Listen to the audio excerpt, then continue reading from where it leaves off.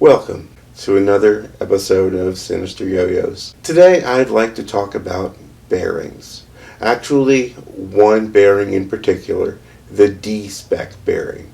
Not many people are aware of the history of this bearing. I thought it was a story that had to be told. So, without further ado, in 1782, Theobald Bearing, born a humble bearing farmer from a long line of humble bearing farmers. His bearing farm was the fourth and least prosperous of all of the Bearing family bearing farms. I know it gets a little confusing. The Bearings were actually named after the Bearing family. That's where Bearings came from. Anyway, continuing on. Now, Theobald wanted to make a smaller bearing for his D-Spec bearing. He was over the moon. This new design, this concave outer rim D-Spec smaller bearing. And when he unveiled it, it was an utter failure. People just didn't know what to do with it. Some people thought it was too small. Some people thought it wasn't small enough. It was a disaster. In fact, that was the last bearing farm until the Industrial Revolution made them obsolete. He was disowned by his family and died a penniless drunkard. Fast forward a few hundred years to the late 1990s, where the Spy Yo-Yo Company bought thousands of D-Spec bearings that were just going to be destroyed. Mr. Spy, John Spy, saved those D-Spec bearings so that they could be used in his Spy Yo-Yos. Everybody loved the Spy Yo-Yos, especially because of their D-Spec bearing. Well, ultimately, the C bearing just made the D bearing kind of a niche thing. Fast forward another few years to just recently, within the last 5 years, all of a sudden, Theobald Ignatius Bearing's creation, the D-Spec bearing, came back into use with the ART Quail.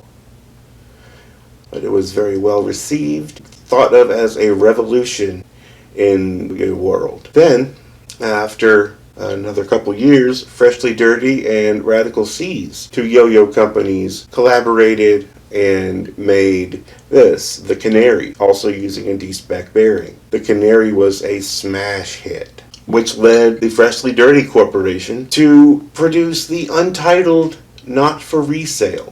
This yo-yo is much larger than the Canary, while still having that D bearing.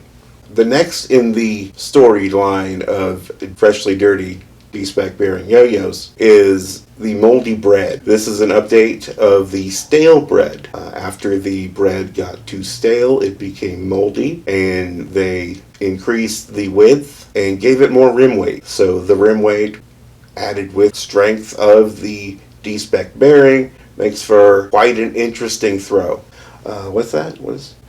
This just in. Breaking right now. Freshly Dirty will be releasing the Rooster, a D-Spec bearing bimetal with a stainless steel ring and 6061 alloy aluminum. The Rooster will change the game. It will make all other yo-yos obsolete now that we have a D-Spec bearing bimetal. With the D-Spec bearing, binds are going to be a lot tighter, regens are going to be a lot easier, and there's just a certain je ne sais quoi about it. I've heard nothing but wonderful things from people at Worlds about this Rooster yo-yo coming out very, very soon on October 11th at 6 p.m. Eastern Time. I'll be there. If only Theobald Ignatius Bearing could see us now, and he would be amazed at the success of his pet project, the bearing that was just came way before its time. Way before its time.